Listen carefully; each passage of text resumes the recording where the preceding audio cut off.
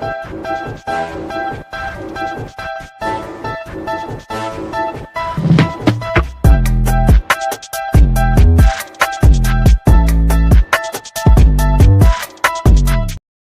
everybody, I'm Gary Groob. Welcome to NLL Lacrosse Talk, seen every Thursday at 4 p.m.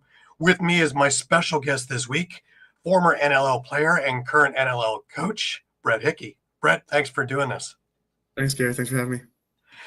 First question we ask everybody is, how did you get started in lacrosse? What made you pick up a stick?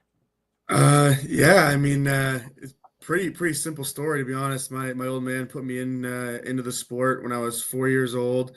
Played that in t-ball one summer, and lacrosse stuck, and that was really it. When we were kind of in the paperweight, there wasn't enough players to play tyke, so we got to play paperweight and tyke in the same summer, and it just kind of revved up from there. Just really enjoyed it. It was always kind of an outlet from the 8 to 10 month hockey grind. So that was how I kind of got started. Just literally, my old man put me in one day, and that was it. Right. What kept you in the game? What kept that fire burning? I mean, from the moment it started, I just loved it. I think for me with hockey is that it got to a point where there was just burnout that happened. You're playing it almost, going into junior hockey, you're playing it all year round. And, admittedly, I haven't been on skates since my last junior hockey game. And lacrosse was always like, it was just a taste. You always just got a taste of it. And, it was 2 or 3 months in the summer, and it always seemed to end quicker than it felt. And you always kind of look forward to the next season. And that has just kind of kept burning in me throughout the course of my career. I the word obsessed probably comes to mind when I think about it now. It's probably a lot of my identity and everything that I kind of do and talk about outside of just my own day-to-day job that I have outside of lacrosse. But it's whenever you're at the rink, it's just it's a passion. It's a burning passion. It's an obsession. That's all I can kind of really do to describe it. It's just it's an outlet away from real life, and think that it's important to have that. And lacrosse has been a great tool for that for me. Right. Who would you say is most instrumental in your early development as you were getting going? Yeah, we had the same coach growing up. We were honestly coached by dads growing up, most part in Windsor, where I grew up. And Les Boomer was the coach for us. He had a kid on the team, and he was our coach for probably 10 years. And that led itself right into junior. And when I got into junior, Ron Martinello was former pro, played for the Turbos for a bit, he and I had a great relationship. I ended up working, bar back for him at the local bar he owned, and just had a great relationship with him. And his knowledge of the game was the smartest I've ever seen at the time. And just kind of connected, and the detail in which he went at the game, the creativity that he had in and around our group was just something to be marveled at. And he was a big part of, my understanding of the game early on. Right. Now, Windsor area where you grew up, were there a lot of programs for you to be able to get into? I know with the Turbos in Detroit and things like that, and Warlocks and things like down the road a little bit earlier than you. But as you were growing up, did you have a lot of different places where you could actually go and play? Honestly, no. A lot of people have been doing the field thing now. Like, field was a winter or a fall sport in Windsor. So unless you're traveling to the GTA to play regularly, you didn't do that. You played hockey. So realistically, for me and my buddies, it was legitimately a June through August sport, maybe early, late May. It was a small community. It got a lot bigger, obviously, as I got older. I believe my age group was the first A team to be ranked A in minor lacrosse in Windsor for our age group. And so it was a very small community early on. Like I said, you were playing 2 or 3 years above your station. When you were paperweight, you're playing tight travel just because they needed enough players to field the team. You played travel and house league because they didn't have enough players for the house league team. So, it was a small community that's significantly grown since, and has had some great players come through it since. But it was very small to begin with, and there wasn't much lacrosse wise there. Right. One of the issues that has come with a lot of the guys I've talked to is there's so much travel involved because of smaller towns not having that. But to have the burning desire, you're on the road for hours at a time. Oh yeah, we I think our closest in junior, our closest game was an hour and 20-minute drive. That would have been to Wolfsburg and Sarnia. So you're kind of you're at least driving there, and even in minor, like those are your minor teams that you play against.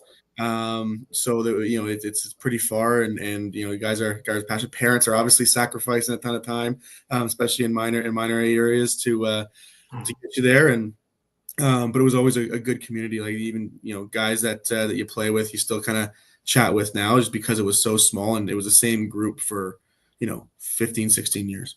Right. Let's talk a bit about your junior B career because you get in and still in Windsor.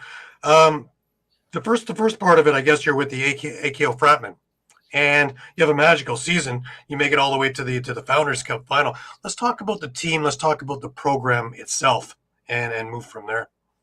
Yeah, I mean, so AKO Fratman became the Windsor Clippers as we know it today. They were sponsored by the AKO Frat House down there. They have an AKO Fratman football team. They sponsored our lacrosse team. That's how we got it. And it was kind of funny. I was a 15-year-old, so I was a second year midget at the time, and they needed guys to come out for their runs, and seemingly just kept kind of coming out and having some success, where they invited me to the tournament up in, I believe it was St. Catharines, and played really well there and scored some goals. And they said you can come play with us full time, you can come play with us part time, be in and out of the lineup and be around. And that year we had a team that we wanted to go to the Ontario Summer Games with, so I did both. That year we were hosting the Founders. So we got our auto bid, and we ended up losing the final to Dan McRae and the Oakville Buzz, who he never lets me hear it down whenever we get together. But he's always chirping about that. But it was just a great experience. I mean, I grew up, those guys that I grew up, that I played with at 15, those 21 and 20-year-olds, Jamie Pilon, Dave Hodgins, to name a couple, were guys that I idolized growing up, right? Those were guys that when I was 12, 13, 14, were on the AKO Fratman beforehand, and I thought they were the best players to ever play the game, kind of thing. So to be able to be in a room with those guys and play with them, and it was really cool, and how accepting they were. I was kind of like the little brother on the team. And my best friend Lonnie is 4 years older than me, and that's where I met him. He kind of protected me and kind of made sure that I was okay. And the story there is they're having a team party and wanted me to come to it because we were hosting the Founders or whatever. So a bunch of the guys went to ask my old man if it was okay that I joined as a 15-year-old. And they had their parameters, make sure I'm home by a certain time and stuff like that. And Sure. Lonnie was the one that made sure that I got back on time. And when we were on the road or at the hotel, that I was involved and sitting with them and stuff like that. So it was just a great group to be a part of. And very lucky to still have those friendships today, and learned a lot from them. I mean, when you're that young, playing against guys with beards, and you've never even seen a beard in your life or hung out around a guy with a beard before, it's pretty intimidating. And but I do think that it helped shape who I am. I was a smaller kid at the time. As a 15-year-old, I was pretty small. I was about 5'8", 140 pounds soaking wet. Right. I think so. You kind of learn to play the game at a smaller size, which I think you need to kind of be smarter to do. And then once I grew, when I was 18 years old and above, and I got my size, I had already kind of learned to play the game as a smaller guy and be effective. So I attribute a lot of that to Windsor, and tremendous experience overall. Right. Now you had a great couple of years in there. You had 111 goals, 142 assists. So you obviously found your niche in there as being an offensive guy. Did you find it always to be a natural thing, or was there a whole lot of work that came along to work with the already talent that you had? Yeah, I think early on, I mean, call it dumb luck or whatever it was. The ball just seemed to find the back of the net for me early on, and when I was younger. So they wanted me around, and I think there was always a natural ability to put the ball in the back of the net and see the floor well.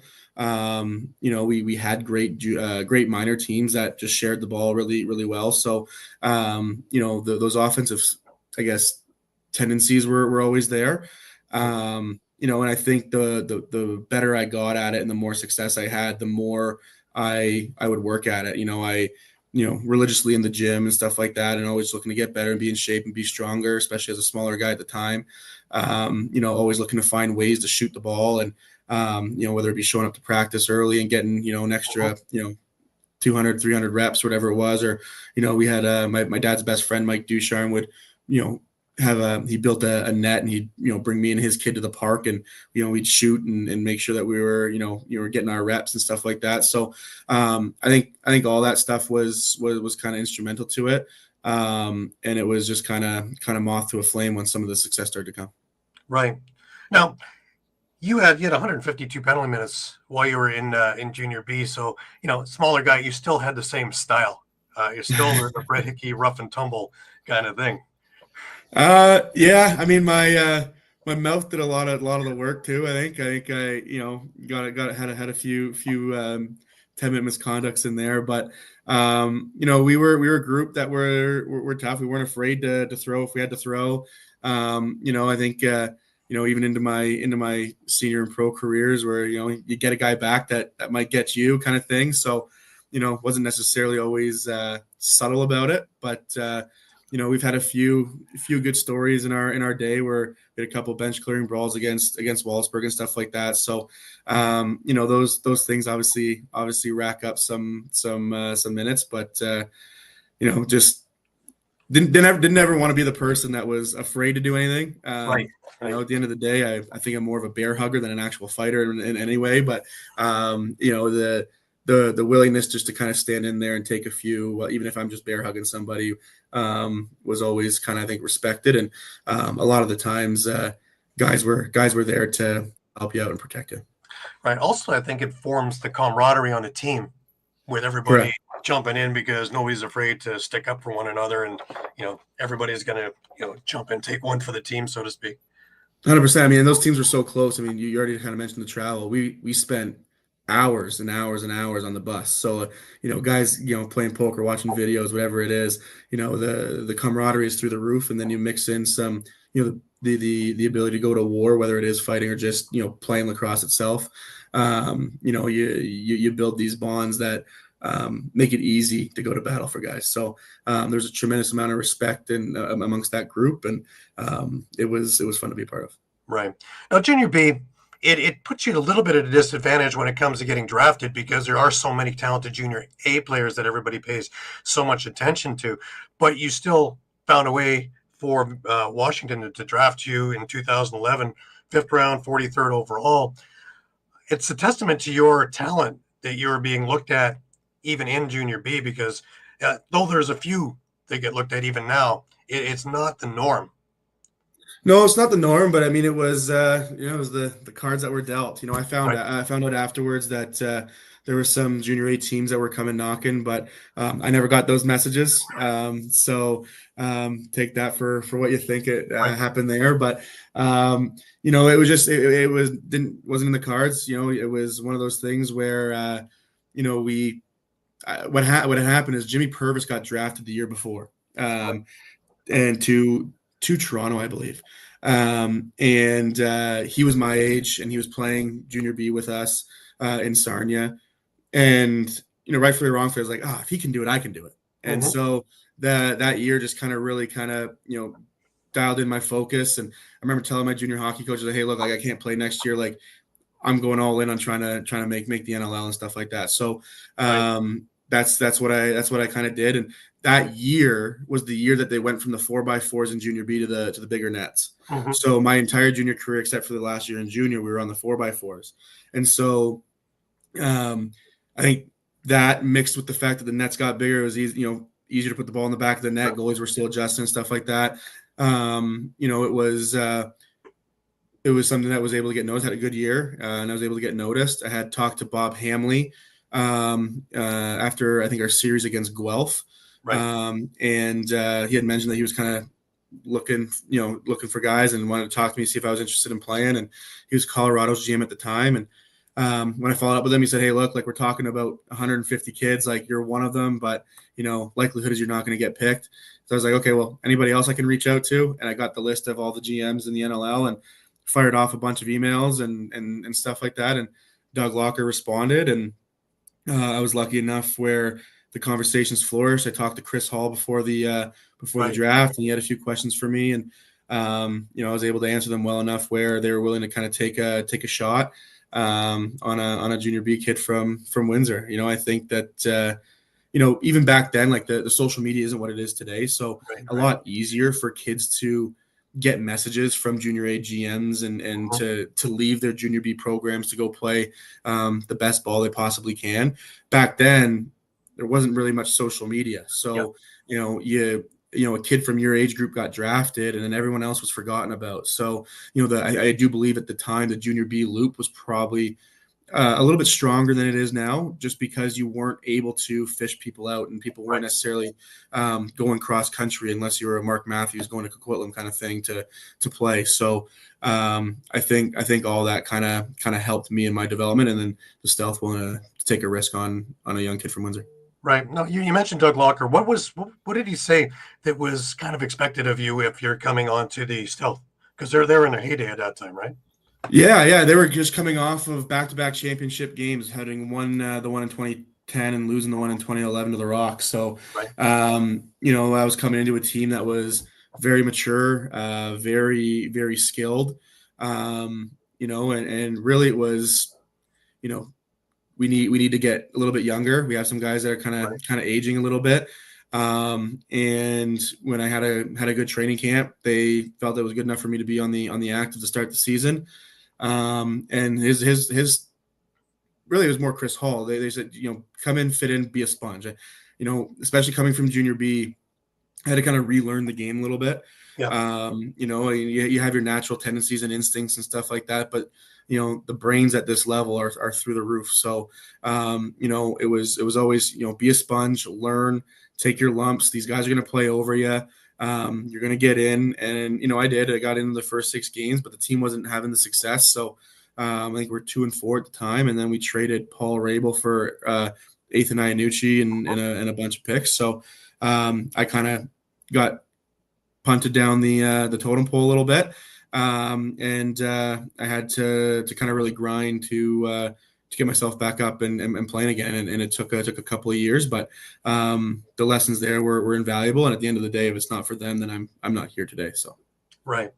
Nucci he's a great, he's a beauty, because he was a guest on the show back a few months ago. And some of his stories and some of his, he would have a few, I'm sure. Really, it was the most amazing thing.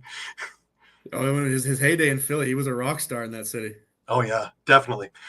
My favorite question to ask is, your first training camp, was it what you expected? I had no idea what to expect. I had never been on a plane before, and so my first plane ride was my training camp to we're doing it at the Langley Event Center in Vancouver, in Langley, BC there, and so I had never flown before. They flew me out of Detroit, connecting in Seattle through to Vancouver, and the plane was delayed. So and there was about a 30-minute window to get to my connection. So, we get there, and my parents, because I had never flown before, they bought tickets. They came on the plane. They made sure I got there, and because we were delayed, they drove from Seattle up to Vancouver, and rushed through, got on the plane or whatever it was, got up and got there, and everything was kind of a whirlwind. You're kind of drinking out of a fire hose in that sense, right? I mean, from having never been on a plane, now you're playing with the best players in the world. Yep. Just coming off of NLL championship runs, and it's like, holy crap! Like, what what am I doing here? Like, how do I get the opportunity to kind of be amongst these guys? And probably, blissful unawareness or naiveness, kind of didn't really. There was no expectation. Right. There was no, hey, you have this pressure to do this or to make this or to achieve this thing, or, we're expecting, 30 or 40 goals out of you. Like, it was just completely come in, and it's a blank slate. showcase what you got, and that's kind of the mentality I took at it, and it ended up working. And but you're even in training camp, you're talking to guys like Craig Kahn who have been in the league for forever, and he notices that you can shoot the ball well, so hey, follow me behind this pick and shoot over here. And so just the little tidbits of things that you would pick up was just like, as a young kid, was super cool, and something I hadn't been exposed to before. So overwhelmed, blissfully unaware. It was just it was an awesome experience overall, and I couldn't have asked for a better first weekend. Right. Most of the guys are telling me it's just so much quicker than they had thought it could be. And you're sitting there the first little while just going, where do I fit? Okay, just run. Well, that's just it. I mean, like it's the game doesn't change too much. Like you have different strategies and stuff like that, sure, but the game itself doesn't change that much from level to level. The decision making is what is the biggest change. So how quick guys get the ball on you, how quick guys close gaps, how quick you get the ball on somebody else, how quick that the split second of somebody being open versus not and closing those gaps. I mean, that is the biggest adjustment, and that's what makes it seem like the pace of play is a lot more is a lot quicker.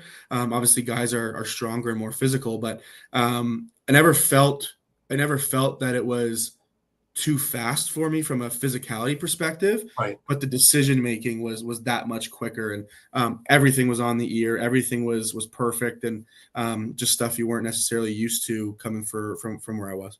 Right. Your former associate Brian Beazle, what he had mentioned was when he was playing hockey, things were so quick, but when he was playing lacrosse, things kind of slowed down enough for him that he would see it develop in front of him, and it was a natural niche that he was able to actually make it work for him. Is that the same with you?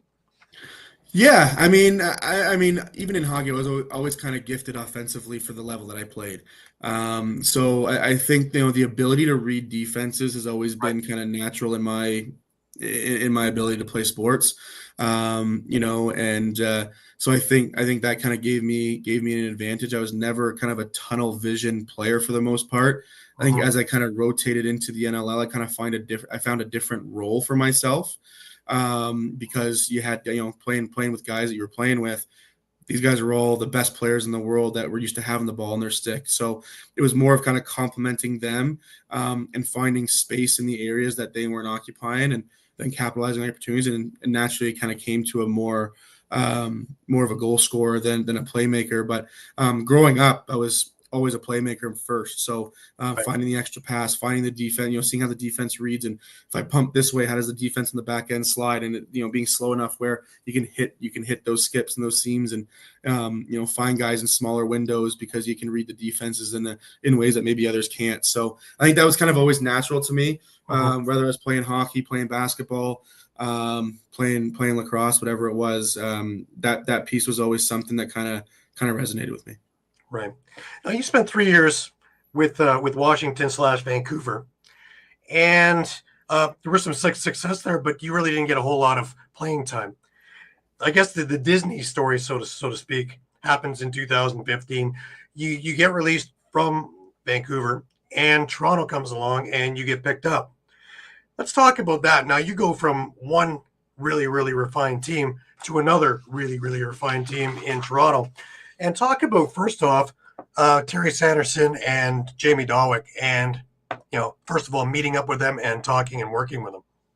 Yeah. So interestingly enough, when the team relocated to Vancouver that summer, Terry called me and said, "Hey, look, we're looking to add a righty depth to our offense.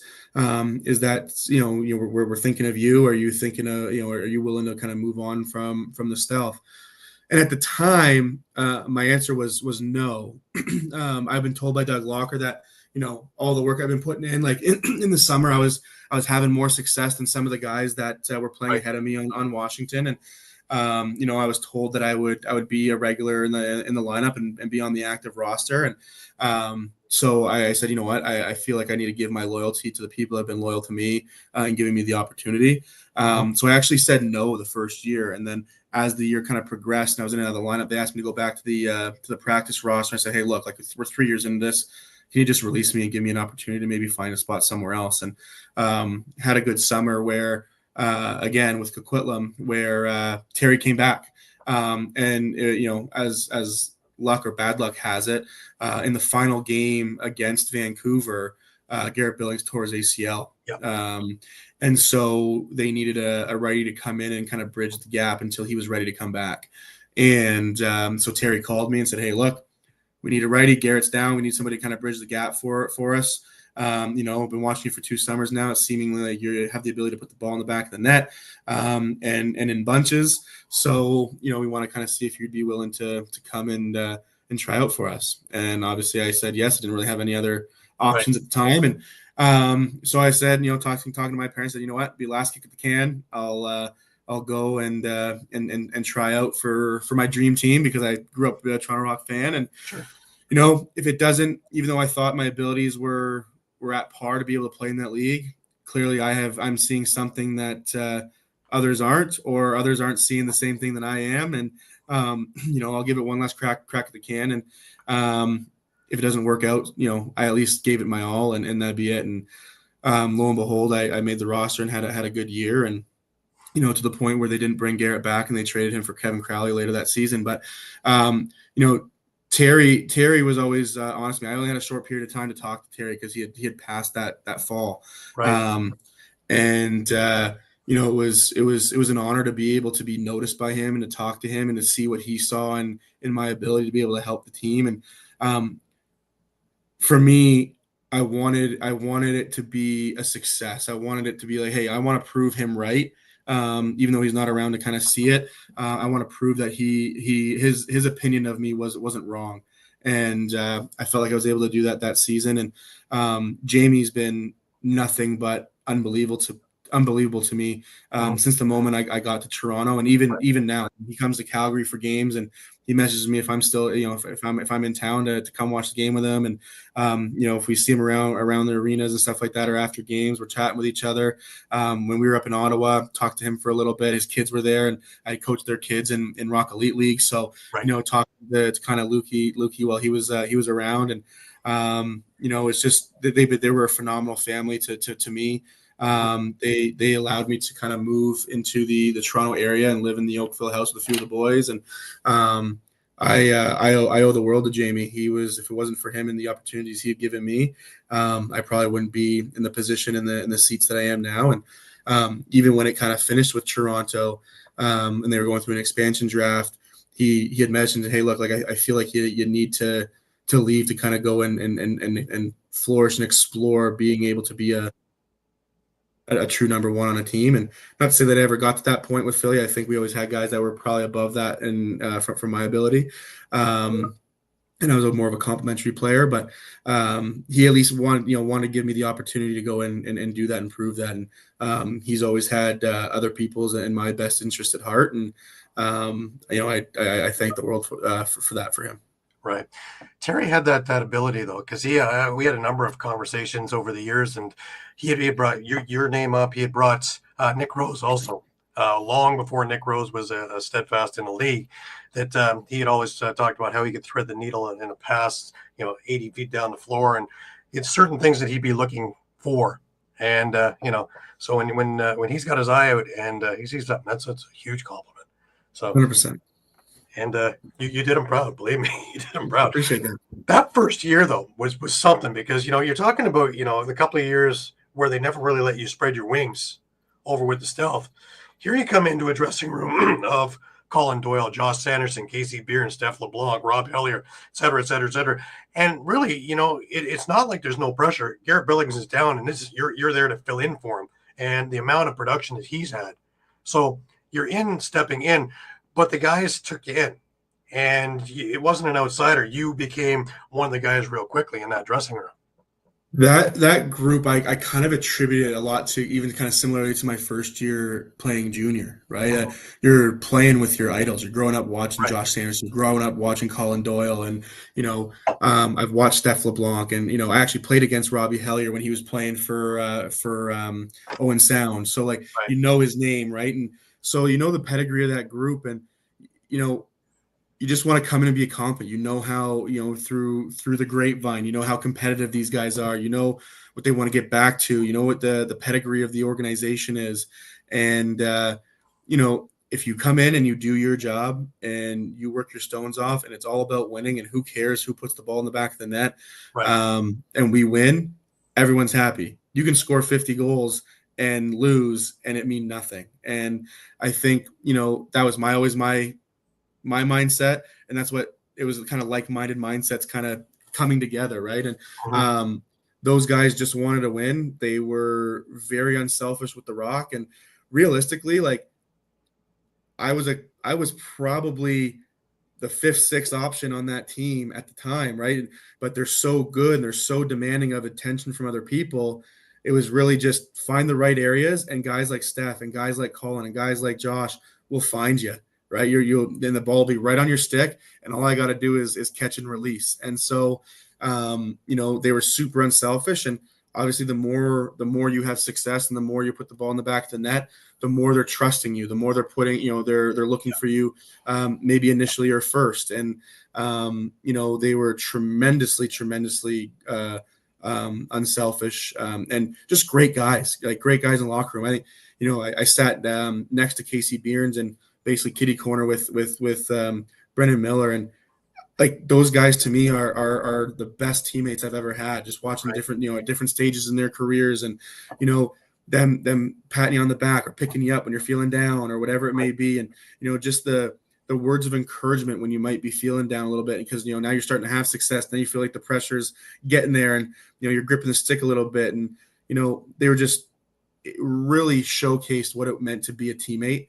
Right. And to be a good teammate for a group that is filled with talented people, and chucking egos at the side for all for winning.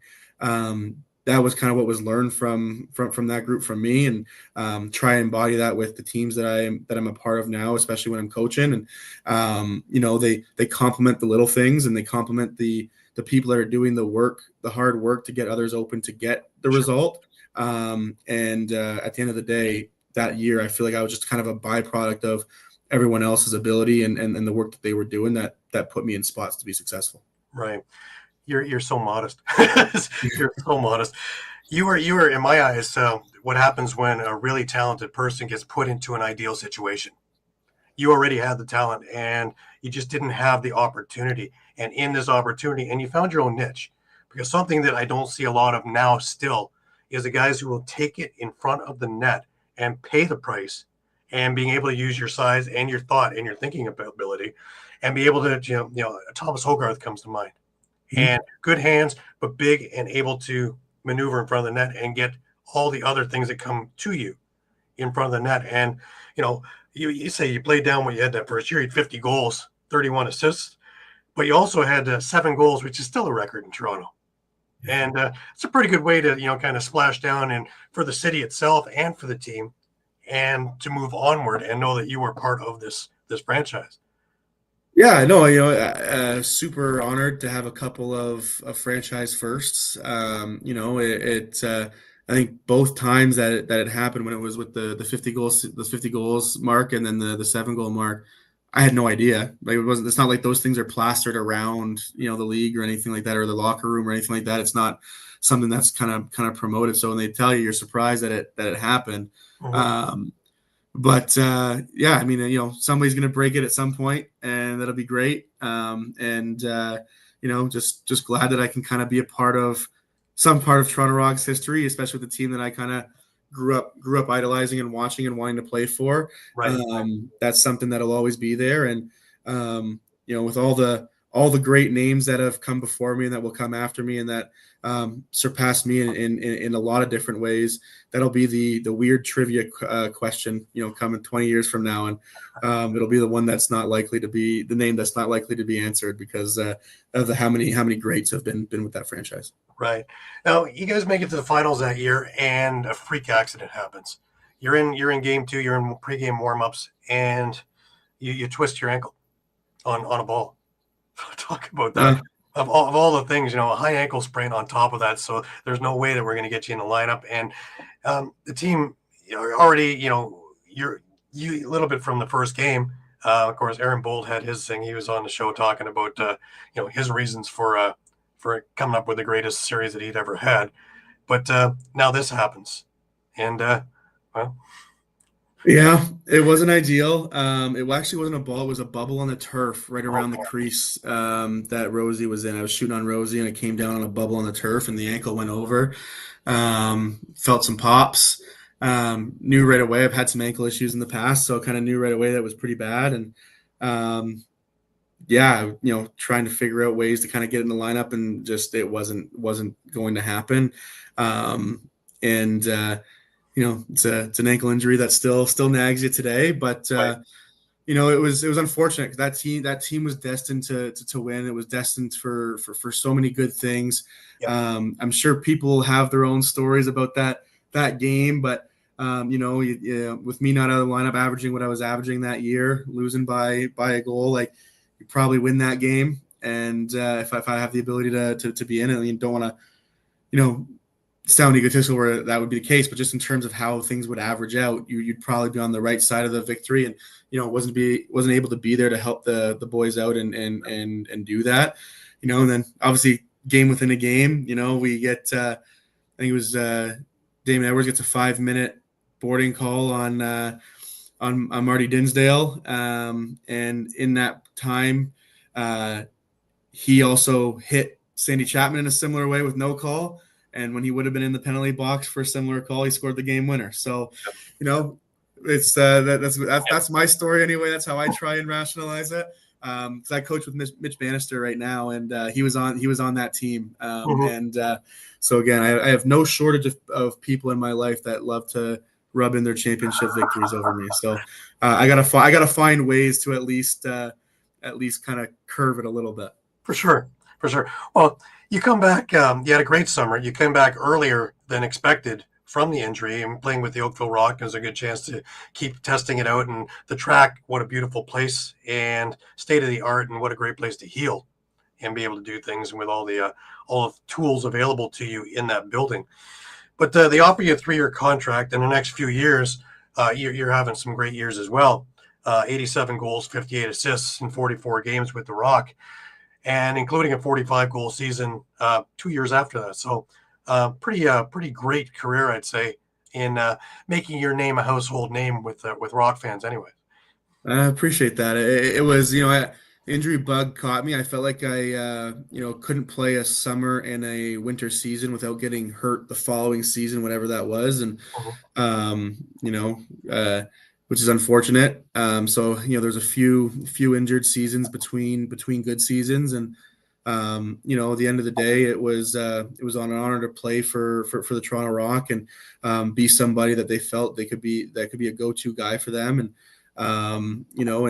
again, I was able to live out my dream, and to be able to have some success and be a part of the franchise's history a little bit is something that I'll always remember and be grateful for. And it's when I'm looking back, when everything's said and done, and you have some good stories to tell, and a lot of them will be from that time in Toronto.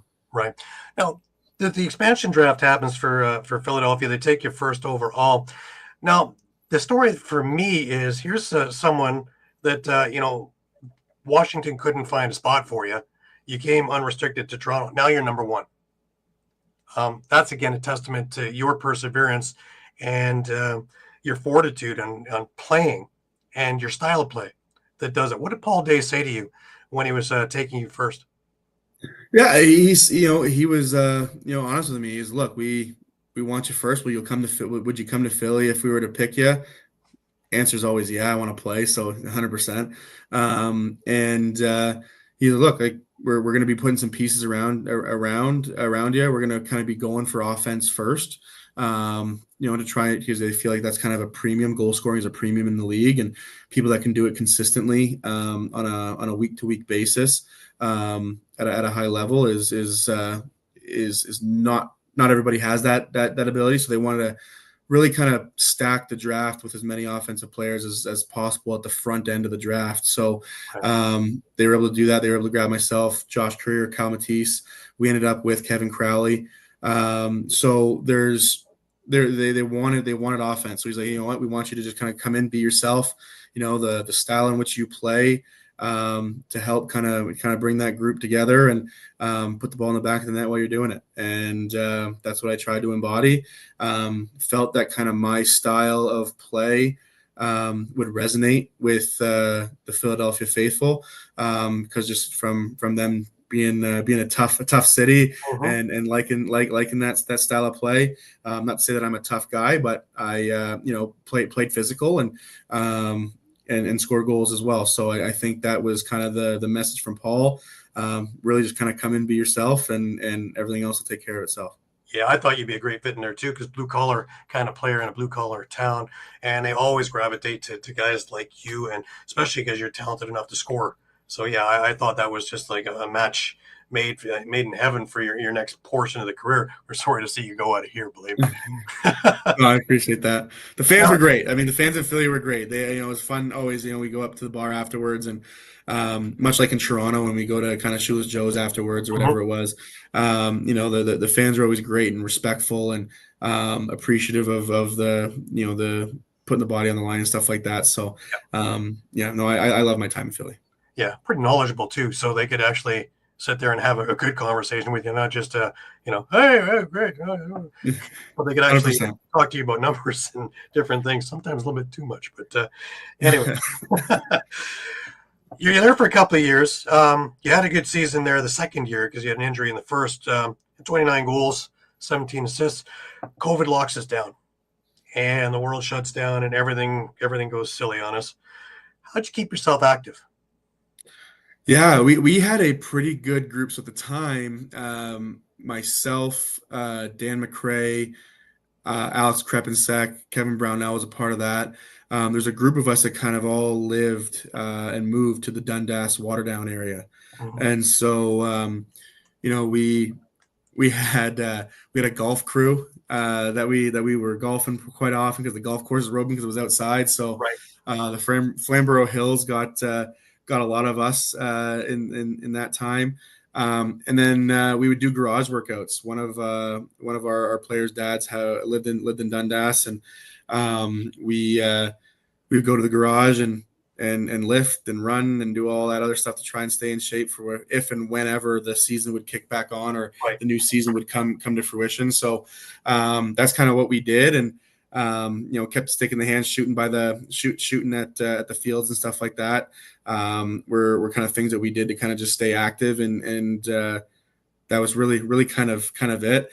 As we kind of filtered through, we started to do some field work with Sam English's dad. He's a personal trainer out in Burlington. So us being coaches at the Burlington group, he kind of trained us in some outdoor fashion, some footwork and stuff like that. So kept the conditioning up in that sense. Right. The league comes back and you get traded to San Diego. Now, I always call San Diego Toronto South because there were so many familiar faces, so many familiar players. Pat Merrill being the coach and GM, what did he talk to you about? Because now your role has changed. You were coming a hired gun, and now you're a veteran. Yeah, no, well, it was weird. Even in Toronto, I think my third year in Toronto, I flipped from being the second or third youngest on the team to like the third oldest, and I was 27 years old or whatever it was. So I had been the oldest one of the oldest in the room before, but this was kind of a different dynamic. So in Philly, that year we were struggling, and it was the end of my contract. It was on a contract year, and so the deadline was coming up, and San Diego was making a push to the playoffs, and felt like they needed some depth scoring on the right side, and that was a group that was made up of Jeremy Noble and Wes Berg. Trey Leclerc was a young, I don't know if he's a rookie that season, maybe the year before, but he was a young player on that group now. Jacob Dunbar was also a rookie that year, so they had a young offensive right side. And they were making this playoff push. And so having played with Patrick and played with Josh, who were the coaches on that team at the time, felt that, my skill set that I still had from coming from Philly would be advantageous to them, and have some depth at that position. And so I went there and try to make a run there. I think we lost to Colorado that season, but that's kind of how I ended up there. And again, just the role was different, right? You're kind of trying to be the best team guy you possibly can, right? They have their stars. They had Austin Stats. They had Dane Doby on that side. They had Grierzo on that side. They had Bergie that they were building around. They had Noble. So I didn't have to come in and be a number one. I had to be a complementary piece to that group, Right. and be, maybe not shooting the ball 12, 13, 14 times a night, but shooting it anywhere between 5 and 8 times a night and getting a couple goals. So, being somebody that they could rely on and trust to get a couple a night when you're in the lineup was kind of my role. And at the same time, kind of taking some young guys and just kind of giving them some advice and some, when they had questions and, trying to help. I was very much into my junior coaching career at that point. So, Right. when you had young guys around, it was just kind of a natural fit to kind of, see what they thought and how they were doing. And, if you saw something, you kind of give them a little pointer here or there. And so that was kind of my role. And, happy-go-lucky guy, and just bring my energy to that group, because they were a pretty stern and serious group, understandably so. They had some lofty goals, and just an opportunity to kind of be the glue to that group. Right. It's also a pretty good fan base. I was out there last year for a game, and I was really surprised. It wasn't a huge fan base, but very knowledgeable and very open to learning, and really followed everybody so closely. And Pechanga was a great place. I loved it. No, it's unmatched. It's beautiful. I mean, you're going to San Diego to play lacrosse. You're doing all right. Yeah, not bad in the middle of winter. And the fans were great. So it was loud. It's always been loud there, regardless of how busy the arena seems. It always seemed packed. It always seemed loud and energetic. You can really kind of some momentum behind a crowd like that, and it was a great experience. Right. You head on over to Calgary the next year. This is a little bit more in your wheelhouse, because you're with the Raiders coaching too. And what scored you when you go in there of your role? Yeah, I mean, I was a free agent at the time. I'd never been a free agent before. They were coming off, I believe, losing Dixon. So I think that was the same year. And so they had a gap there, and they were trying to fill. They had some young pieces with Kyle Waters and Hayden Dixon that were looking to take next steps. But Mouse, being the guy that he is and as smart as he is, he wanted to insure and build some insurance, I guess. So he brought me in as a depth piece. And I think the idea was to come in and be a scorer and to kind of fill some of the gap that was left by Curtis from a goal production perspective. And that was really kind of it. Come in, be a good teammate, and know the offense, learn the offense, and be a complementary piece to Pacer and Kinger. And I tried to do that to the best of my ability. End of the day, they had some younger guys that they wanted to go with kind of throughout the course of the year, and I learned a lot in a short period from Mouse, but just wasn't a fit that he felt that was needed at the time. I came to them for free, and it was an easy release, especially with some of the young guys starting to have the success that they were having. So Hayden and Kyle Waters did a great job of stepping in and taking advantage of their opportunity, and it made it where they really didn't need me. And I'm grateful for the opportunity to have been there, and learned a lot of some of the coaching stuff that and philosophies that I currently have with my teams is some of the stuff that I've learned with Coach Malosky, and even just some of the preparation and the detail in which the film gets done is, it's probably some of the, even though it was a short period of time, some of the most invaluable coaching development that I could have possibly had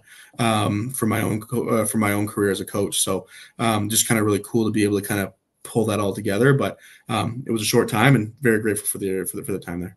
Well, you look at all the coaches you've been under, because you spent a little bit of time afterwards with New York, and when they moved to Ottawa, you moved to coaching with Ottawa. But you look at the coaching that you had Chris Hall, Troy Cordingley, Terry Sanderson. You move in with Paul Day. You move across with Malowski. You have some of the greatest lacrosse minds to help shape yours in coaching. Was it a bit of everything, or was there any one of them that stood out in your philosophies now? Because when you're coaching with Ottawa, assistant offensive coordinator, but you take a look at the people you have that you're coaching, and that's pretty amazing. Kiernan, Teat, O'Connor, the list goes on and on and on. Dunbar, and it's amazing. and to watch that offense when it's clicking. And I see a lot of things from the past in there. Is there any one, or is it just a mesh of everything? You take stuff from everybody. I mean, there's stuff that I've taken from junior hockey coaches that I've had that I think were really good. You obviously very much try and see the good and the bad, and you take out the bad. And I'm not going to do it that way because I didn't like how this happened when Right. this was communicated this way to me. So you try and kind of put yourself in those shoes, and you make those adjustments and those changes for the better. But every single one of them had different philosophies and different kind of strategies that you kind of take to mold and create your own. And I think in having all, I don't know if necessarily one person really influenced me overall the most in terms of my coaching. I think aspects of my coaching were influenced more by certain coaches than others. So the preparation, you talk about Mouse, you talk about kind of even just kind of being setting a strict standard.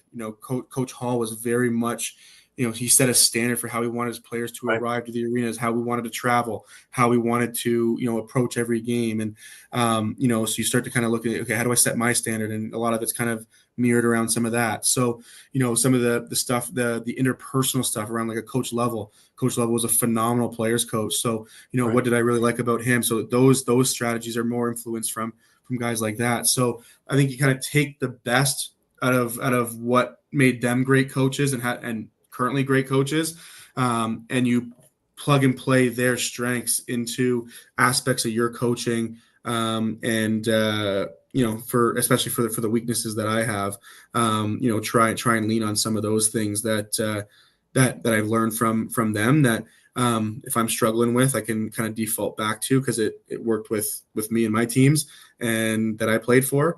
So you kind of learn it that way. It's kind of how I would describe it. Right. How did it get brought up to you that you go from playing, now you're going to coaching with Ottawa? How did that all come about? Yeah, so the year that I played for Calgary and they released me, I had signed in New York, and I played a handful of games and blew my knee out, and that was kind of it. But stayed in touch with Rich. Rich was the one that gave me the opportunity in New York to come and play and kind of probably realistically end my career, kind of on the way out. Yeah. And so stayed in touch with him as the following year kind of progressed and the knee got better where I could kind of move around and travel again. We stayed in touch, and we're talking about the team and some of the team struggles, and he kind of was picking my brain lacrosse wise a little bit to the point where he had put me in contact with Laddie, who was the D coach for my first year in Toronto. So I had known Laddie through the Toronto Rock already. Right. And put me in touch with Laddie as the head coach. And yeah, he was just kind of picking my brain around what I was seeing, what I thought, some of the things I think could be improved from whether it be a strategy or an efficiency perspective. And they must have liked the conversation because they brought me on as a scout for New York that year. And so I was doing some working with Cross and doing some video and some eyes in the sky stuff for him, and really trying to just compliment him in any way that I possibly could. And, and he was very graceful with his time and graceful with, he really kind of gave me a platform to really explore my creativity, to really explore my thoughts. There was never a conversation that I had with a player that he wasn't approving of.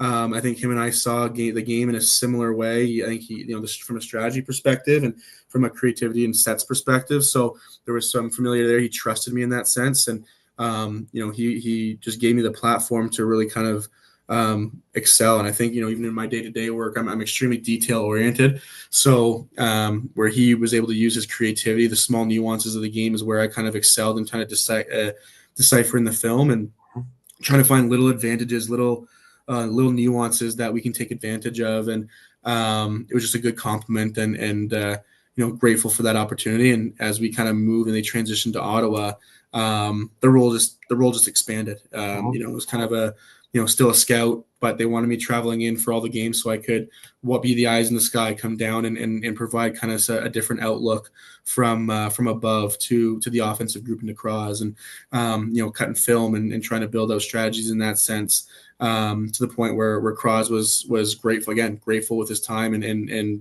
giving me a platform where he could have easily just taken my words and or my thoughts and what I was seeing and expressed it to the team, and I'd be totally fine with it. But he was very adamant about having another voice there. And Right. And hey, I agree with your point. So you mention it, like, and the guys were very receptive to that. And got to the point where at the end of the year, they wanted me to take on some more responsibility for some different reasons. And I got to be behind the bench to end the year. And that in itself was a phenomenal Right. experience. Well, what's upcoming here for Brett Hickey through the summer and through the years coming up? Yeah, well, trying to figure it out here in terms of the NLL. Obviously with Ottawa making the decision to move on from Rich, they're in a position to try and find a new leader for them. So that could lead to some decisions that either have me around or don't. It's not really up to me at that point. I want to be around, so Mm-hmm. it's that's going to be up to them. But more I think is just want to be in the league and coaching. But short term, it's all about the Raiders. Right. We went to the Minto last year. We went super young with our group, and we're fortunate enough to get a bid to the Minto. And we have that same core returning this year, and we're trying to achieve something that Alberta hasn't achieved ever in the history of the Minto Cup, and it's winning the first one for Alberta. And we're hosting it next year. So in our plan, it was to make the Minto this year for the first time, and but we were ahead of schedule with making it last year. So Right. we're full steam ahead. We got 3 games left in our regular season before the playoffs hit, and that's kind of been the primary short-term focus, is trying to make sure that we secure our bid to St. Catharines for the summer, and put together a competitive group that can not only be competitive at the Minto, but push some teams and hopefully get ourselves a win. Right. If there's a league that's actually got my piqued my attention and my prowess to it is actually Rocky Mountain, because over the last number of years between the minors and the Raiders, it's incredible to see how far the programs have come in a short period of time.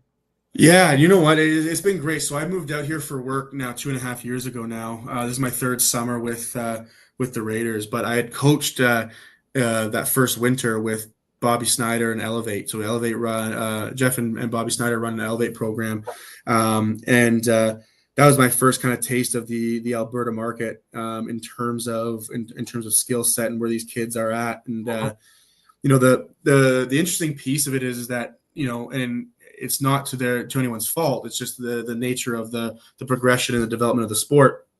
I kind of attribute it to kind of where I grew up in Windsor, where growing up, these kids are coached by dads who are still also learning the sport. So, Right. But the skill these kids have, because they want to be so good, the skill is very comparable to both BC and Ontario.